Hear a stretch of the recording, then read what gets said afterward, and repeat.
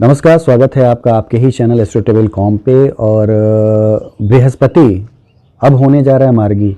वक्री था तो कुछ खराब फल थे कह सकते हैं। हालांकि वक्री और मार्गी पे एक विशेष चर्चा हो सकती है, बहुत बड़ा सब्जेक्ट है कि लेकिन फिलहाल चूंकि मार्गी होने जा रहा है तो किन किन राशियों के लिए फ़ायदेजनक है और किन किन राशियों के लिए नुकसानदायक है उस पर एक परिचर्चा है।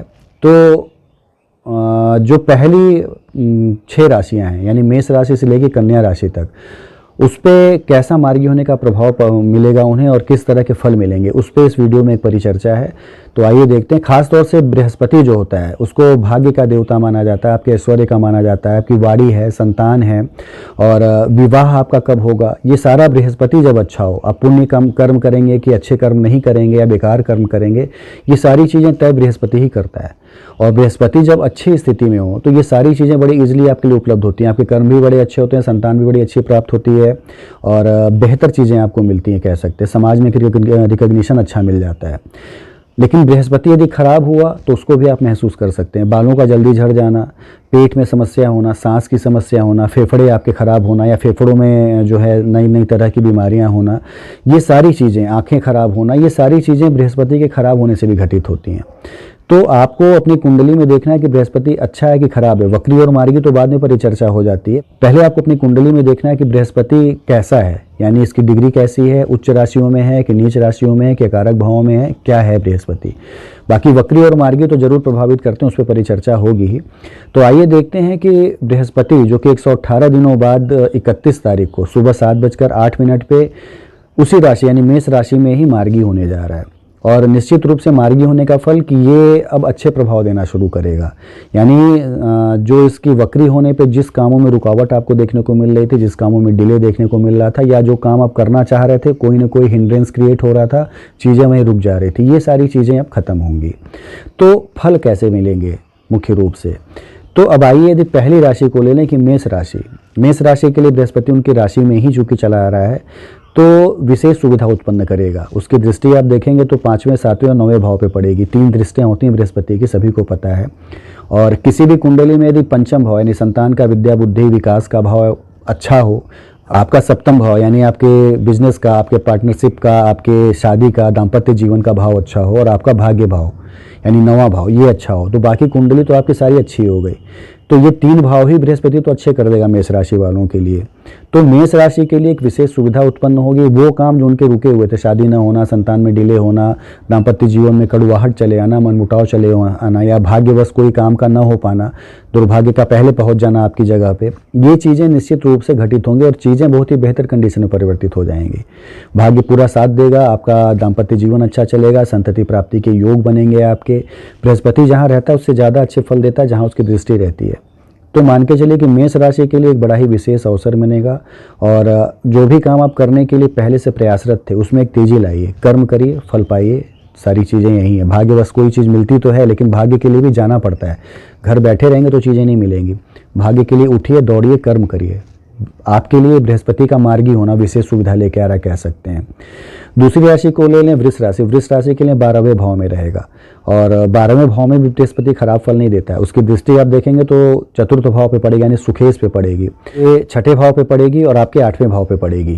तो वृष राशि वालों के लिए एक दूसरी चीज़ बनेगी। मेष राशि वालों के लिए सारी चीज़ बन रही थी, वृष राशि वालों के लिए उनका सुख जो है बढ़ जाएगा, माता से सुख बढ़ जाएगा, वाहन से सुख बढ़ जाएगा और अचल संपत्ति का सुख मिल सकता है उन्हें। घर बनाना है तो घर बन सकता है उनका। रोग शत्रु ये नष्ट होंगे उनके। और फाइनेंस लेने में, कर्ज लेने में, यदि आप कर्ज लेके कोई काम करना चाहते थे, बैंक से कोई फाइनेंस चाहते थे, उसमें आपको विशेष सफलता मिलेगी। तीसरी चीज़ जो सबसे अच्छी होगी उनके लिए वो होगी विदेश यात्रा के योग। जब भी कुंडली का जो 12th हाउस है, 4th हाउस है और कुंडली का अष्टम भाव ये रिलेटेड हो जाए तो आप समझ सकते हैं कि आपको विदेश यात्रा करनी है। आप घूमने के उद्देश्य से जाएं, धार्मिक कार्य करने के उद्देश्य से जाएं, मंदिरों में दर्शन करने के लिए जाएं, नौकरी करने के लिए जाएं, अच्छे कामों के लिए आप जाएंगे, खराब काम के लिए नहीं जाएंगे। बृहस्पति जब आपका 12th हाउस में हो और सुखेश को और अष्टमेश को प्रभावित करे तो आप अच्छे कामों के लिए जाते हैं, खराब काम नहीं होते हैं उसमें। तो ये सारे काम आपके साथ घटित होंगे और आप अच्छे काम करेंगे, अच्छे कर्म करेंगे, उसके अच्छे फल भी मिलेंगे। यात्रा में कोई कष्ट भी आपको नहीं होगा। बृहस्पति शुभ ग्रह है और शुभ रूप से प्रभावित किए हुए हैं। तो वृष राशि के लिए एक बेहतर कंडीशन है ये यहाँ पे। मिथुन राशि के लिए देखें तो 11वें भाव में मार्गी होगा ये, और लाभ आपके बढ़ा देगा कह सकते हैं। आपके तीसरे भाव पे, आपके 5वें भाव पे और आपके 7वें भाव पे उसकी दृष्टि रहेगी, यानी पंचम दृष्टि जो रहेगी आपके तीसरे पे रहेगी, सप्तम जो है आपके 5वें भाव पे रहेगी, और आपके सप्तम भाव पे 9वीं दृष्टि रहेगी। तो इन भाव को बड़ा प्रबल कर देगा वो। एक तो आपके छोटे भाई बहनों से संबंध बड़े मधुर हो जाएंगे, आपका समाज में रिकॉग्निशन बढ़ेगा, पराक्रम आपका बढ़ा देगा, संतति प्राप्ति में अच्छी सुविधा देगा। आप कोई कंपटीशन देना चाहते थे, कोई नौकरी आप करना चाहते थे, उसमें एक विशेष सहयोग आपको मिलेगा। तीसरी चीज़ क्या होगी कि दाम्पत्य जीवन बड़ा अच्छा आपका चलेगा, और लव अफेयर्स आपके कह लें या दाम्पत्य जीवन कह लें, पंचम और सप्तम जब शुभ ग्रहों से प्रभावित हो तो आपके ये दोनों चीज़ें, लव अफेयर्स आपके और दाम्पत्य जीवन, ये बड़ा अच्छा चलता है। हालांकि मैंने सभी राशियों की वीडियो बनाई हुई है, आप जाके देख सकते हैं कि हर राशि की लव लाइफ जो है वो कैसी होती है, किन राशियों से वो शादी करें और कैसी रहती है, और 2024 में कैसी रहेगी। इस पर एक वीडियो बनी हुई है हर राशियों की, तो आप जाके देख सकते हैं इसमें कि क्या क्या चीज़ें मिलेंगी, प्लेलिस्ट में ये दी हुई हैं नीचे। तो मिथुन राशि के लिए देखा जाए तो ये फायदे इनके पास हैं कि संतति प्राप्ति, विद्या बुद्धि का विकास होना, कंपटीशन में सफलता मिलना, दाम्पत्य जीवन, लव जीवन अच्छा चलना, पराक्रम बढ़ना, छोटे भाई बहनों संबंध अच्छे करना। मार्गी होने पे यहाँ पे इनको ये मिल जाएगा। कर्क राशि को ले लें तो उनके दशम भाव में होगा, राजकीय भाव में होगा, शासकीय भाव में होगा। दशम भाव से रिलेटेड होगा दूसरा भाव, यानी पंचम दृष्टि उसके सेकंड हाउस पे पड़ेगी, साथ ही साथ सुखेश पे पड़ेगी 7वीं दृष्टि, और छठे भाव पे पड़ेगी उसकी 9वीं दृष्टि। तो आपका सेकंड हाउस मजबूत हुआ, आपका सुख भाव मजबूत हुआ, आपका जो रोग ऋण और शत्रु का भाव है ये आपका बड़ा अच्छा रहा। तो फाइनेंस लीजिए, शत्रु आपके नष्ट हो जाएंगे अपने से, और यात्रा करने का आपको अच्छा मौका मिलेगा, आप निरोग रहेंगे कह सकते हैं, सुख आपका बढ़ेगा, माता से सुख कह लें, वाहन का सुख कह लें।